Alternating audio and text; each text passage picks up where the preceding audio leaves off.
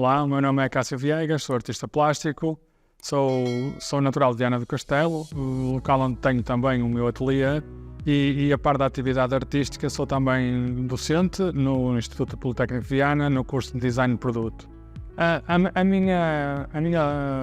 O meu percurso no mundo da arte começa já tardiamente, no sentido em que eu começo a trabalhar afincadamente e com vontade de mostrar e de expor e de evoluir só em 2015, quando fiz a primeira exposição.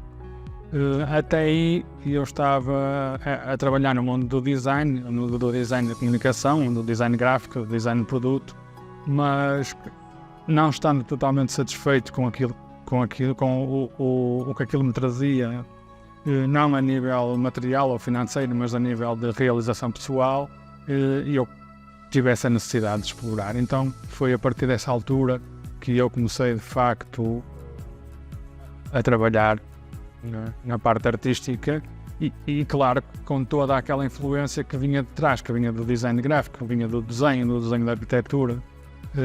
Então comecei a explorar com todas as ferramentas que eu tinha, até do desenho digital, comecei a explorar isso numa vertente mais de criação e de expressão pessoal. As minhas influências não são muito conscientes, isto é, eu não me agarrei a determinados autores, ou a determinados artistas, ou a determinados movimentos, e depois explorei a partir daí. É tudo muito natural, elas estão lá, estão presentes, mas não são muito racionalizadas, são mais sentidas.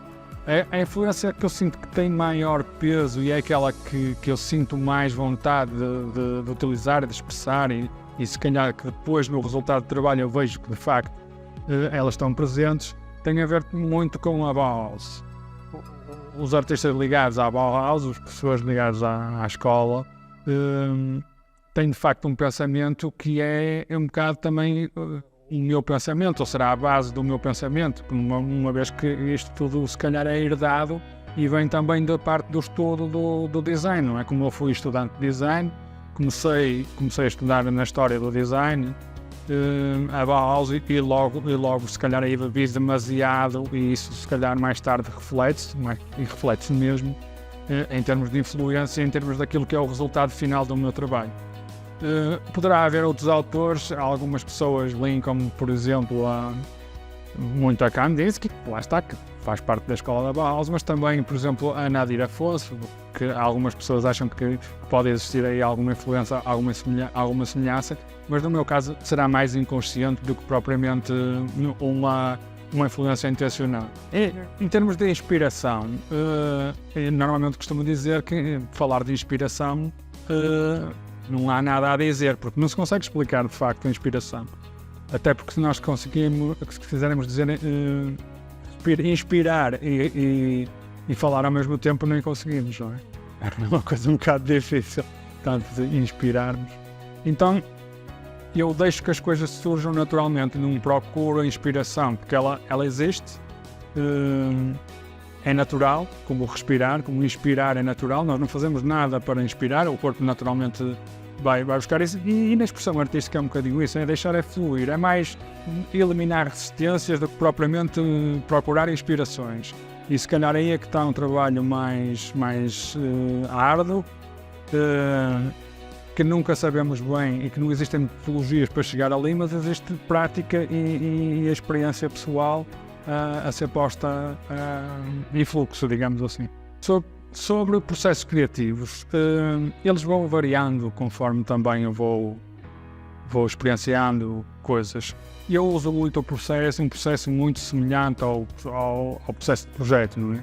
Digamos assim, há metodologia de projeto, existe uma parte de investigação, de conhecimento de uma problemática ou de estudo de uma problemática e depois existe uma fase de geração de ideias, não é? Depois de seleção de ideias, de testar e materializar, no fundo seria um processo assim.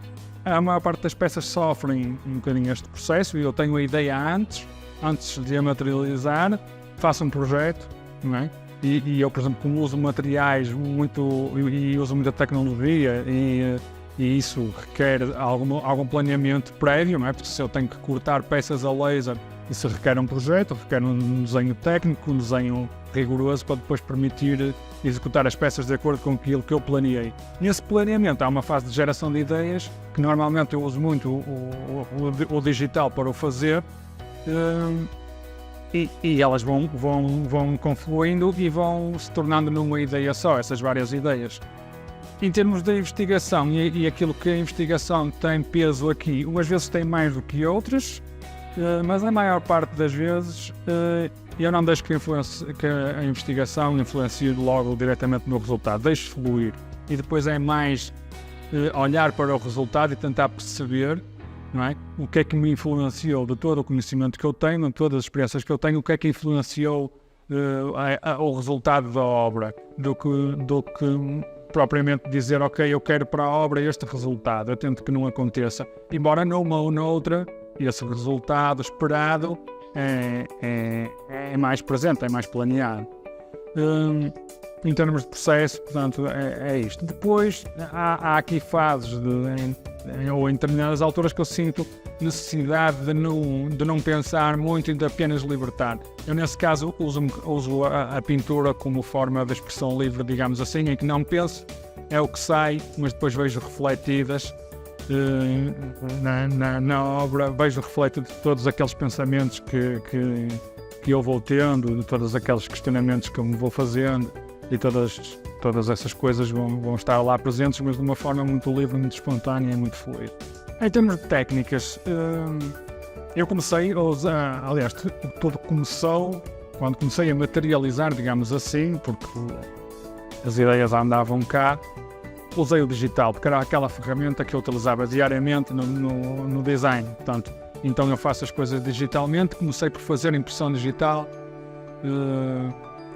em tela e depois dava-lhe sempre algum toque manual. Portanto, esta miscigenação entre o digital e a manualidade, portanto, davam o resultado final que eu acho que era interessante. Depois da tela comecei a explorar outros suportes, como o alumínio, ou os compósitos de alumínio, sempre também utilizando a impressão digital. E depois, com essa utilização, esse material, comecei a dar tridimensionalidade aos objetos, até chegar, até evoluir até à escultura, não é? Tenho uma obra ou outra também que usa impressão 3D, portanto, eu gosto muito de usar este tipo de processos mecânicos e digitais, porque acho que imprime à obra um caráter de contemporaneidade, portanto, e é de facto aquilo que eu me sinto à vontade, faz parte de mim, do meu percurso, daquilo que eu aprendi, e é a minha forma de expressão como outra qualquer, embora também aqui a pintura, não sendo uma coisa que eu exploro demasiado, ela está presente até mais como forma de balança, não é, para balancear aqui estas duas intervenções digitais e mecânicas e as manuais. Portanto, a minha maior dificuldade prende-se talvez com os recursos e eu poder ter um espaço amplo, poder ter um ateliê suficientemente amplo para eu poder criar coisas de maiores dimensões. Eu comecei com uma escala muito pequena, o espaço que tinha em casa na altura eu usava a minha própria casa, depois usava a garagem, portanto a coisa foi crescendo um bocadinho até chegar a este espaço que temos aqui, que não é suficiente, mas é o que é possível neste momento. Portanto, isso limita um bocadinho, ou limita bastante também aquilo que é a nossa intenção de criação. O espaço e os recursos também financeiros, porque eu uso materiais e processos que são dispendiosos, portanto, e às vezes são limitativos para a criação. Mas aos poucos, portanto, isto tem vindo a ampliar e eu espero que possa continuar a crescer nesse sentido. Mas a maior dificuldade talvez seja essa, a dificuldade de acesso a recursos físicos, digamos assim. Normalmente os temas que surgem têm a ver muito com aquilo que eu sinto no momento ou aquilo que eu questiono no momento. Eu costumo dizer que a arte é uma pergunta, e é uma pergunta que cria conexões. E a partir do momento em que eu, antes de fazer a obra de arte, lanço a pergunta normalmente. E a pergunta normalmente é o que é que me inquieta, o que é que eu penso sobre a vida, o que é que eu penso sobre o sentido da vida, o que é que eu penso sobre o universo, o que é que eu penso sobre a sociedade em si, o que é que está a passar. Portanto, e a partir daí eu deixo que os temas surgem. Eles são muito ligados à espiritualidade, porque questionam de facto todo o conhecimento, não é? E questionam de onde é que nós viemos e para onde vamos, portanto, e as obras andam em torno disto, não é? De onde é que viemos, o caminho que percorremos e para onde vamos. O Darwin diz que o ser humano tende a deixar o plano físico e ir mais para o plano emocional e moral, portanto, em termos de evolução. E a mim parece-me que isto também é uma coisa na qual eu penso, e eu uso a arte como forma de expressão deste pensamento, deste fluxo. E eu deixo de facto que as coisas fluam e depois vou tentar perceber do que eu expressei aquilo que de facto, qual foi o meu pensamento. Ele fica ali expresso, embora seja em formas geométricas e não é numa linguagem muito acessível, mas eu acho que é numa linguagem que vai para além da matéria. Portanto, é uma linguagem energética, se pudermos dizer, portanto, através das formas, nós passarmos através das sensações, das emoções, passarmos determinados conceitos ou determinadas emoções à pessoa, portanto, e ela há de receber isso de determinada maneira. Acredito que